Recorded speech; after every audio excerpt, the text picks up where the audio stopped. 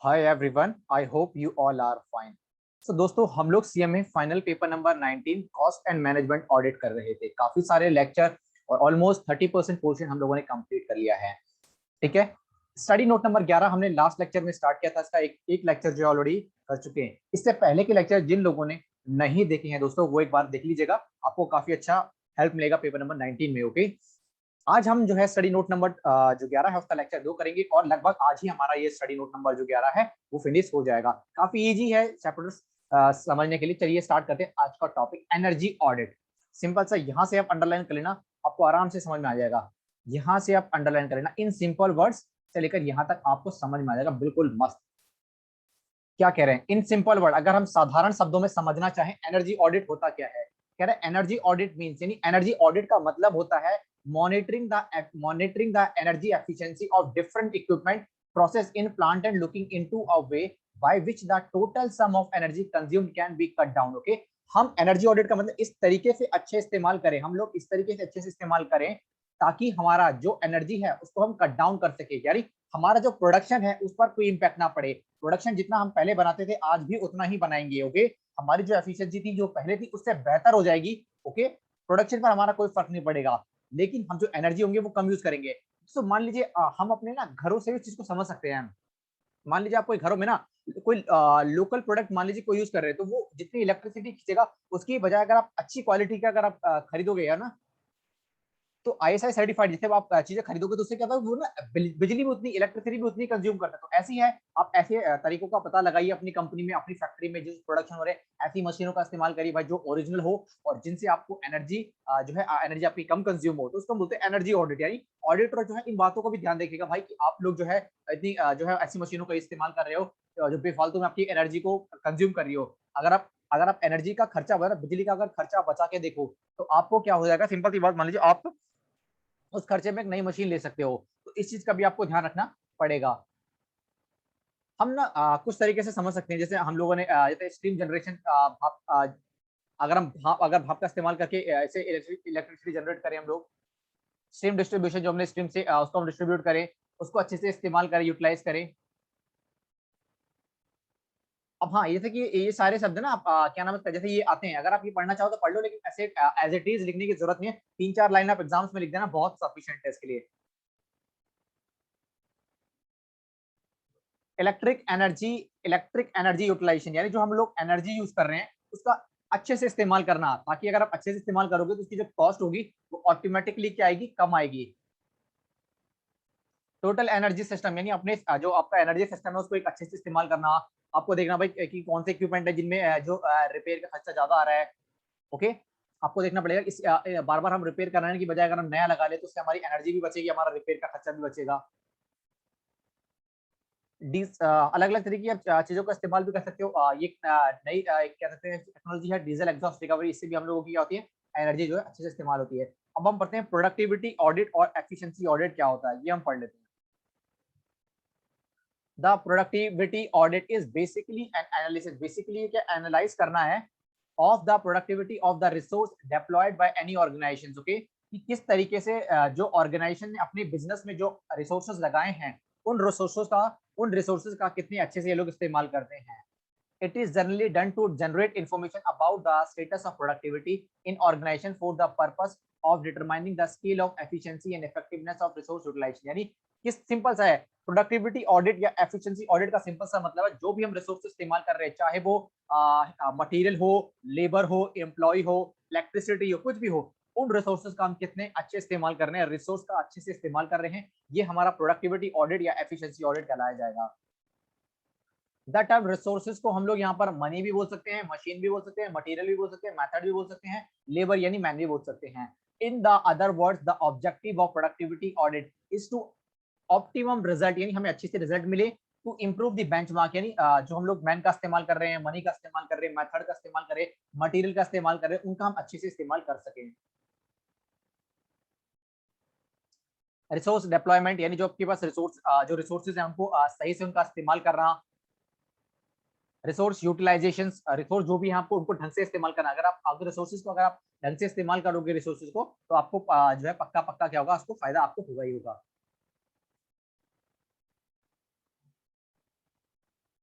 अब पढ़ते हैं हम लोग proprietary audit.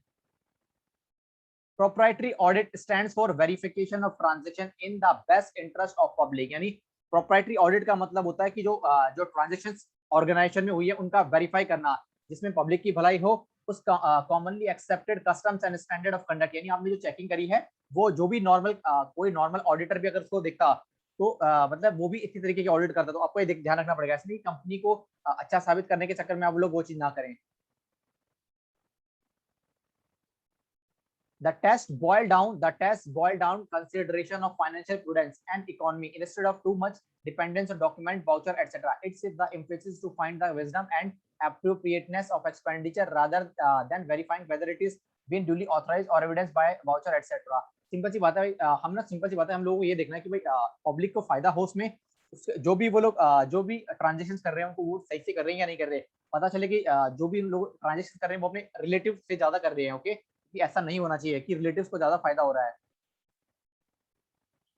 In other words, the proprietary audit seeks to ensure that planned expenditure would yield the optimum returns and there is no other alternative available. Okay, यानी हम लोग जो भी इस्तेमाल कर रहे हैं, एक्सपेंडिचर खर्च कर रहे हैं, उसका हमें अच्छे से इस्तेमाल कर रहे हैं, अच्छे से उनका रिटर्न मिल रहा है। It seeks to ensure that the expenditure is not only appropriate to the circumstances of each case, it has indeed achieved the objective for which it has been incurred. The audit of public sector undertaking are undertaken by the controller. Simple सी बात है, अगर हम समझे कि जो PSU होती है, गवर्नमेंट ऑर्गेनाइजेशन होती है, उनका जो ऑडिटर होता है वो कंट्रोलर एंड ऑडिटर जनरल, जो सीएजी बोलते हैं, उसके द्वारा होता है। ये बेस्ट एग्जांपल है प्रोप्राइटरी ऑडिट का। उसमें क्या होता है कि भेदभाव नहीं होता। अगर मान लीजिए नॉर्मल ऑडिटर को ले लेंगे तो वो क्या होगा कि उसको हम लोग मान लीजिए पैसा खिला दें, तो वो जो जैसा कंपनी चाहती है कि फाइनेंशियल ऑर्गेनाइजेशन जो इंस्टीट्यूशन है जो फाइनेंशियल जैसे दिखाना चाहते हैं, ऑडिटर की जो जो कमेंट है दिखाना चाहते हैं, मतलब प्रभावित हो जाएगा उससे।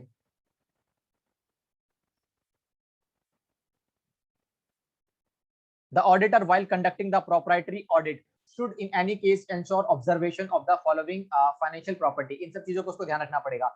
The expenditure should not prima facie more than the occasional demand. Every public officer is expected to exercise the same vigilance in respect of the expenditure incurred from public money as person of ordinary person। Okay, जहां पर आपको लगता है कि जो expenditure बच सकता है आपको बचाने की कोशिश करनी पड़ेगी, और जहां पर आपको लगता है कि एक्सपेंडिचर खर्चा जो है आएगा ही आएगा, तो आपको खर्चा करना चाहिए। ओके, कोशिश करनी चाहिए, पब्लिक का पैसा है। No authority should exercise its power of sanctioning expenditure to pass an order which will be directly or indirectly to his own advantage। Okay, कोई भी ऐसा खर्चा या कोई भी ऐसी चीज नहीं किया जाएगा जिससे उस बंदे को पर्सनली बेनिफिट हो रहा है और ऑर्गेनाइजेशन को नुकसान हो रहा है, तो ऐसा कोई भी ट्रांजेक्शन जो है वो नहीं किया जाएगा। ओके,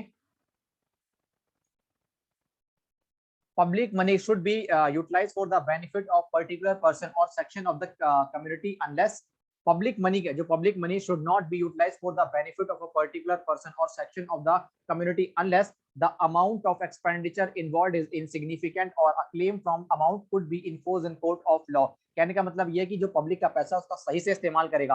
अगर मान लीजिए अगर आप किसी और पर्पस के लिए यूज करते हो, अगर अमाउंट छोटी मोटी है तो चलो हम चल जाएगा, और अगर आप साबित कर देते हो कि अगर आपने सही से इस्तेमाल किया है तब भी कोई दिक्कत नहीं है।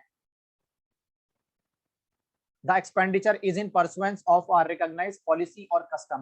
The expenditure, okay, आपने जो expenditure है दी गई पॉलिसी, जो दी गई रूल्स एंड रेगुलेशन, उसके अकॉर्डिंगली आपने क्या किया है, खर्च किया है, तो कोई दिक्कत नहीं है। The amount of allowance, example traveling expense granted to make the expenditure of a particular type should be regulated that these are not on the whole resource of profit of the recipient। The amount of allowance, that is traveling allowance जो है वो भी बिल्कुल simple ही बात है। देखो एक company में होता है ना कि भाई कि एक एम्प्लॉय को कितना ट्रैवलिंग अलाउंस किया जाएगा। ओके, तो उस लिमिट के अंदर ही जो है आप लोगों ने ट्रैवलिंग अलाउंस जो है अलाउड किया होगा उसके परमिशन को। सिंपल सा अगला कॉन्सेप्ट तो बहुत सिंपल है, कॉर्पोरेट सोशल रिस्पॉन्सिबिलिटी। सीएसआर का मतलब होता है, ये माना ध्यान से समझना, लॉ में भी होगा, कॉर्पोरेट गवर्नेंस जो पढ़ते हैं ना वही है कॉर्पोरेट सोशल रिस्पॉन्सिबिलिटी। दोस्तों ये माना जाता है कि जब भी कोई बिजनेस काम करता है, मान लीजिए कोई भी टाटा हो गया, रिलायंस हो गया अडानी हो गया, कोई सा भी महिंद्रा ले लीजिए आप, ओके, कोई सी भी कंपनी ले लीजिए, तो वो माना जाता है कि वो लोग समाज की जमीन जो सोसाइटी है, यानी हम सोसाइटी है उसकी जमीन का इस्तेमाल कर रहे हैं, सोसाइटी के जो ह्यूमन है उनको लेबर के तौर पर काम किया जा रहा है। ओके, तो बदले में मतलब और मशीनों का इस्तेमाल किया जा रहा है, तो बदले में जो उस कंपनी है उसकी भी ड्यूटी बनती है वो समाज के प्रति जो है कुछ काम करे। तो प्रॉफिट के छोटा सा हिस्सा जो है ना वो माना जाता है, उस हिस्से का इस्तेमाल कॉर्पोरेट सोशल रिस्पॉन्सिबिलिटी यानी समाज की भलाई के लिए इस्तेमाल किया जाएगा। तो इसीलिए हम पढ़ते हैं कॉर्पोरेट सोशल रिस्पॉन्सिबिलिटी ऑडिट। कंपनियां भी अपने आप भी इन जो अच्छी कंपनियां हैं वो भी ध्यान देती है कि समाज में किस तरीके से वो अपना योगदान दे पाए। Social audit is generally defined as the audit of data or information depicted social performance of a business in contrast to its normal economic performance as measured in financial audit. A lot of research and experimentation are being conducted to devise techniques or models which can be measure the contribution of an enterprise to the society. These developments result from an increasing realization of the fact that business undertaking have social responsibilities also, and the performance as a whole should be in the simple सा कहने का मतलब है कि business की भी एक अपनी रिस्पॉन्सिबिलिटी बनती है क्योंकि वो भी समाज के लिए अपना कुछ काम कर सके।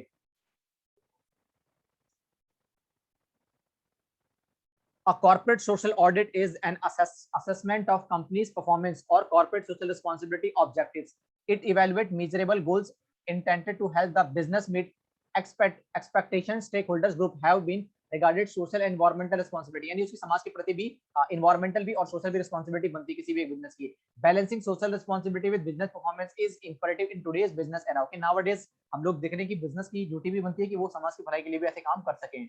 थोड़ा और पढ़ लेते हैं। जब कंपनीज एक्ट 2013 आया ना दोस्तों, सबसे ज्यादा हम लोगों ने कॉर्पोरेट सोशल रिस्पॉन्सिबिलिटी की तरफ ध्यान देना स्टार्ट किया। समाज ने भी, गवर्नमेंट ने भी और साथ ही साथ कंपनियों ने भी एक एज अपनी मतलब समझ ली कि भाई अगर कंपनियों ने भी समझ लिया कि हम लोगों को भी समाज के लिए कुछ करना चाहिए। The concept of CSR rest on the ideology of give and take. Okay, यानी समाज से क्या लेती है कंपनी, बदले में समाज को क्या देती है company. Companies take resources in the form of raw materials, human resources, etc. from the society by performing the task of CSR activities. The companies are giving something back to the society. India New Companies Act 2013 has introduced several new provisions which change the face of Indian corporate business. One of such new provision is corporate social responsibility. Section 135 deal with CSR. As per section 135 subsection A, every company having net worth of 500 crore यानी 500 करोड़ या उससे ज्यादा की अगर net worth है, okay, और turnover जो है 100 करोड़ रुपीज और मोर, नेटवर्थ 500 करोड़ या ज्यादा हो और टर्नओवर जो है 100 करोड़ या उससे ज्यादा, और अगर 5 करोड़ और मोर अगर आपका नेट प्रॉफिट है, तो आपको CSR के लिए क्या करना पड़ेगा, आपको एक बोर्ड कंसिस्ट करना पड़ेगा जिसमें 3 और मोर डायरेक्टर्स होंगे और उन 3 या 4 में से एक कम से कम इंडिपेंडेंट डायरेक्टर होगा, ताकि वो देख सके। इंडिपेंडेंट का मतलब जिस पर कंपनी का कोई लालच ना हो, उसको कोई लालच ना हो किसी भी चीज से, ताकि वो इंडिपेंडेंटली काम कर सके। कहते हैं सेक्शन 135 सबसेक्शन 5 बोलता है the board of every company referred in subsection 1 यानी सारे पॉइंट में shall ensure that company spend in every financial year at least 2% of average net profit of the company immediately preceding 3 financial years. Okay, कहने का मतलब ये मान लीजिए 2019, 20, 21 इन तीनों साल का प्रॉफिट लेना पड़ेगा। मान लीजिए 100 प्लस 120 प्लस 150। ओके ओके, फिर इनको 3 से डिवाइड करना पड़ेगा। जो इसका एवरेज आएगा उसका हमें क्या करना पड़ेगा, कम से कम 2% जो है वो हमें क्या करना पड़ेगा, कम से कम CSR में स्पेंड करना पड़ेगा। Provided that company shell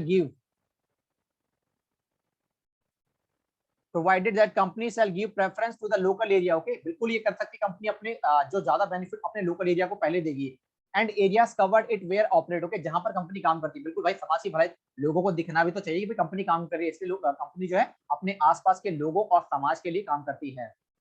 spending the amount earmarked for corporate social responsibility activities. Okay, अब ये कह रहे हैं कि net worth means the net profit of the company as per financial statement. जो कंपनी अपनी फाइनेंशियल स्टेटमेंट पर प्रॉफिट दिखाती है वो, okay, in accordance with the following provision of the act. But ये चीजें इंक्लूड नहीं होती हैं। Any profit arising from an overseas branch or branches of the company whether operated as a separate company और otherwise. Okay, कोई भी overseas branch जो है, ओके, जो है ओवरसीज ब्रांचेज है, यानी आउटसाइड इंडिया जो ब्रांचेज है, उसका जो प्रॉफिट होगा, उसकी जो इनकम होगी वो इंक्लूड नहीं होगी। दूसरा point, any dividend received from the other companies in India which are covered under and complying with the provision of section 135 of the act। तो ये दो चीजें हैं, ये ज्यादा काम की हैं।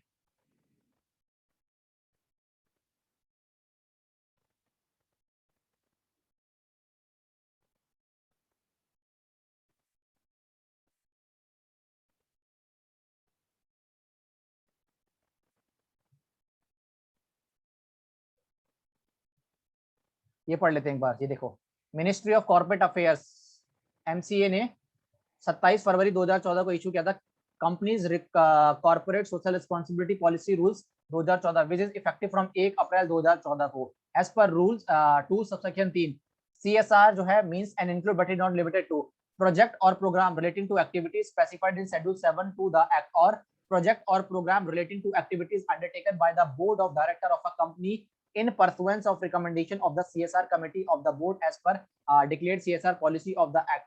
Company subject to the condition that such policy will cover subject enumerated subject schedule 7 of the act. कहने का मतलब प्रोजेक्ट और programme relating to activities specified in schedule 7 के अंदर जो आएगा तो ये एक्टिविटीज हमारी जो है शेड्यूल 7 के अंदर कवर है। ये देख लीजिएगा, ये वाला थोड़ा सा इंपॉर्टेंट टॉपिक है। कॉर्पोरेट सोशल रिस्पॉन्सिबिलिटी ऑडिट की process a CSR audit program में can cover all or any following list effectiveness of the operating framework for CSR implementation okay इस CSR को सही से इम्प्लीमेंट करवाना है। effectiveness of the implementation of specific large CSR project okay जो large CSR project है किस तरीके से उनको पूरा जल्द से जल्द करना है। adequacy of internal control and review mechanism okay भाई हम उसको टाइम टाइम रिव्यू भी करेंगे। reliability of measurement of performance हमें परफॉर्मेंस को भी देखना पड़ेगा। Management of risk associated with external factor like regulatory compliance management of potential adverse NGO attention अच्छा ये भी देखना पड़ेगा कि भाई जो है रेगुलेटरी जो कंप्लायंस है वो भी हम पूरा कर रहे हैं कि नहीं कर रहे हैं।